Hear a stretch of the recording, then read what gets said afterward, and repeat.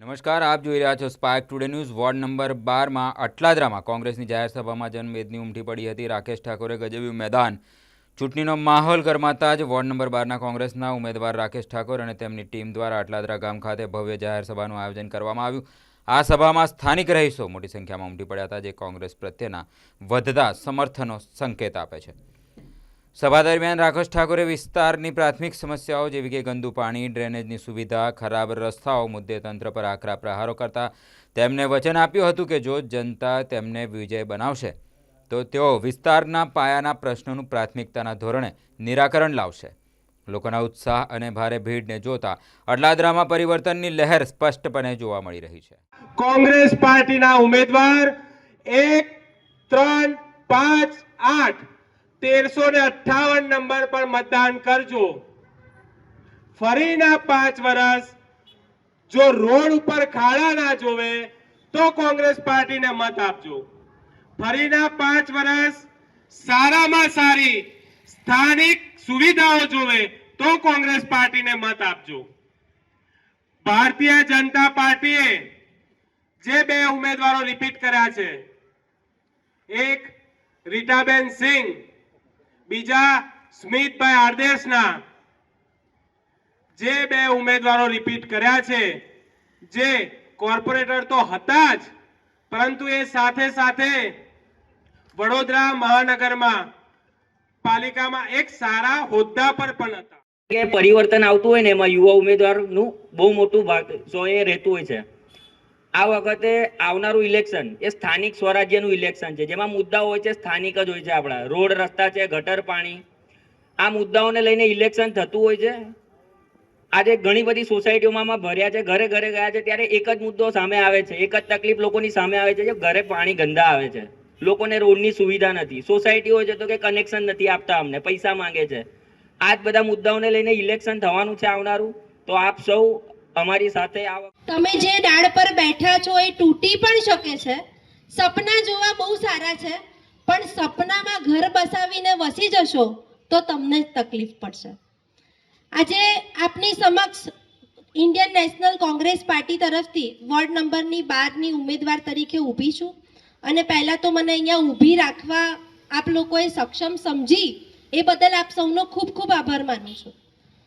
30 વર્ષના ભારતીય જનતા પાર્ટીના ભ્રષ્ટ શાસનમાં આ છે ને સ્થાનિક સ્વરાજ્યની ચૂંટણી છે, એટલે આમાં બીજા બધા મુદ્દા લેવાના જ ના હોય। નગરપાલિકાનું ઇલેક્શન એટલે નળ, ગટર અને રોડ પર જ વાતો કરવાની હોય। હવે આમાં આપણા ભાજપના એક નેતા છે સ્મિતભાઈ, એમને કોઈએ પૂછી લીધું કે તમે કરેલા 5 કામો ગણાવો, તો ભાઈ કે મેં રામ મંદિર બનાવ્યું, મેં 370ની કલમ લાવ્યો, મેં ત્રિપલ કલાકનો કાયદો બનાવ્યો। એટલે ભાઈ તમે નળ, ગટર અને રોડ રસ્તા માટે શું કર્યું એ જણાવો। તો એ ભાઈ પાસે કોઈ જવાબ નહોતો, એટલે પાલકર સાહેબે કીધું એવું ઢોલ નગારા વગાડ્યા અને ભારત માતા કી જય બોલાવી દીધી। એટલે 30 વર્ષના તમારા શાસનમાં, અડીખમ શાસનમાં, તમારે આજે પણ ગલીએ ગલીએ રખડવું પડતું હોય, તમારે ગુંડાગીરી કરવી પડતી હોય, તમારે દાદાગીરી કરવી પડતી હોય, તમારે લોકોને ધમકીઓ આપવી પડતી હોય, તમારે લોકોને તોડવાના અને ચોડવાના કાવા દાવા કરવા પડતા હોય, અને આ બધાથી તમે હારી જાઓ, પુરુષ તરીકે પણ ધમકી આપીને હારી જાઓ, તો હવે મહિલા 31122 ગમે ત્યારે હું જીતીને આવું કે ના આવું, આપે મારો કોઈ પણ કામ માટે સંપર્ક કરવો હોય તો કરી શકો છો। અને આપણે રાકેશભાઈ છે એ તો 108 કદાચ મોડી પડે પણ રાકેશભાઈ પહેલા પહોંચી જાય। તમારે કંઈ પણ કામ હોય તો 108 મોડા આવશે પણ રાકેશભાઈ પહેલા આવશે, એની હું ગેરંટી આપું છું। હું તો બહુ ટૂંક સમયમાં એમની સાથે જોડાઈ છું, પણ અમે અત્યાર સુધીમાં 60,000 લોકોને મળી ચૂક્યા છે, અને આ જે હું મારો અભિપ્રાય કહું ઉતારવી પડે ધમકીઓ આપવા માટે, અને એવું કહેવું પડે કે વોટ નહીં તો કામ નહીં, તો આ ભારતની જનતા છે, આ ગુજરાતની જનતા છે, આ વડોદરાની જનતા છે। જેમ કીધું હતું ને કે માતાજી પાસેથી પણ પાવલી પાછી લઈ આવે ને, એ અમારી આ વડોદરાની જનતા છે। એટલે તમને વોટ નહીં તો કામ નહીં એવું નહીં થાય, પણ આ વખતે ઊંધું તમારું જ સૂત્ર તમને પાછું આપવામાં આવશે કે કામ નહીં એટલે હવે વોટ। ઘણી બધી બહેનો પણ ઊભી છે, કદાચ હું વાણી વિલાસ કરી જાઉં। પણ આ બહેનોને જ આપણે પૂછીએ, બેન આ લાઇટર કેટલાનું આવે છે? તમે બધા રસોડામાં કામ કરો છો. જો અમારા એક બેન કે છે 20 રૂપિયાનું જ લાવે છે, પણ અમારા રીટા બેને આ લાઇટર 3255 રૂપિયામાં ખરીદ્યું હતું. હજુ અહીંયા પૂરું નથી થતું.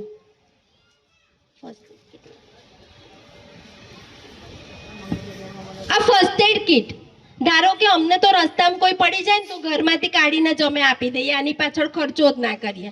અમે ગુજરાતીઓ એટલા સંવેદનશીલ લાગણીશીલ હોય ને કે કંઈ પણ આવું થાય ને એટલે ઘરમાંથી કાઢીને નીકળી જઈએ. પણ રીટાબેને આ પણ ખરીદ્યું 3658 રૂપિયામાં, બરાબર?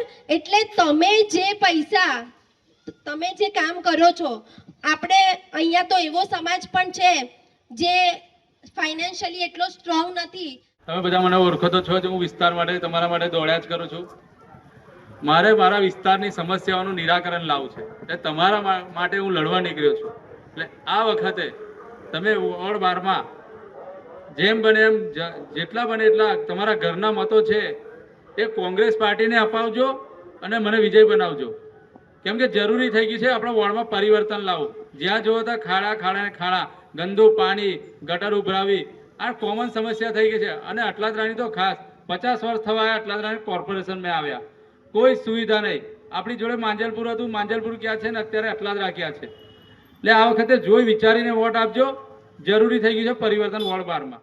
ગામમાં જે મારું હોમ ટાઉન કહેવાય, ત્યાં આગળ જ અમે જાહેર સભાનું આયોજન કર્યું હતું. મારા મિત્રો હતા, ગામના વડીલો હતા, એ લોકોએ અમને સારો પ્રતિસાદ આપ્યો. અને અહીંયા તો અમને બૂથ અમારા જે છે અમને અહીંયાથી જ જીતવાનું શીખવાડ્યું છે અમને. એટલે આ વખતે અમારે વોર્ડ 12માં જીતવાનું છે. આ બૂથ તો અમે જીતીએ જ છે, પણ આ વખતે વોર્ડ 12માં જીતવાનું છે. જે અમારા હરીફ ઉમેદવારો છે એમને એક વસ્તુ કહેવા માગે કે તમે જે 5-5 વર્ષ જે જીતીને તમે રાજ કર્યું છે, તે આમ તો તમારું 30 વર્ષ હતા, પણ જે હરીફ ઉમેદવાર 5-5 વર્ષ હતા એમને ટાઉન પ્લાનિંગની અંદર હતા. ટાઉન પ્લાનિંગ આખા વોર્ડની અંદર ખાડા જ ખોદ્યા, બીજું કશું જ નહીં ગયું. સર સયાજી રાવનો એવું કહેવાય ને કે ખજાનો એને શોધતા હોય એવું લાગી રહ્યું છે. હજુ ખજાનો એમને મળ્યો નથી, એટલે ફરીવાર પાછા આવ્યા છે. એટલે એમની વૃત્તિ જોઈ લો કેવી છે કે આખા વડોદરામાં ખોદ કરવાનું થોડી બી લાજ શરમ નેવે મૂકી દીધી છે, કશું જ રાખ્યું નથી. એટલે કહેવા માગું છું આ વખતે વોર્ડ 12માં જનતા પરિવર્તન માગી રહી છે, તો પરિવર્તન આવશે.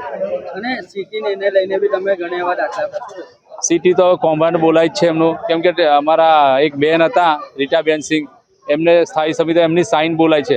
એમને એક મહિલા તરીકે એમને ધ્યાન રાખવું છે કે લાઇટર કેટલાનું આવે, એક સિટી કેટલાની આવે, એક ફર્સ્ટ એડ કેટલા, તમે કયા હોદ્દા પર બેઠા છો એનું તો ધ્યાન રાખો. હોદ્દાને જોઈને તો સાઇન કરો કે ખાલી ત્યાં આગળ ટકાવારી માટે સાઇનો કરવા માટે જ જાઓ છો. એટલે વોર્ડ 12ની જનતા એ બી ધ્યાન રાખ્યું છે. એમની પોતાની ગ્રાન્ટ બી નથી વાપરી શક્યા. વિચાર કરો તમે, એ જે ગઈ તમને 4 કોર્પોરેટ એમની પોતાની ગ્રાન્ટ નથી વાપરી શક્યા. એટલે વિસ્તાર માટે એમને કશું વિચાર્યું નથી, એમને એમના ખિસ્સા ભર્યા છે, બીજું કશું કર્યું નથી.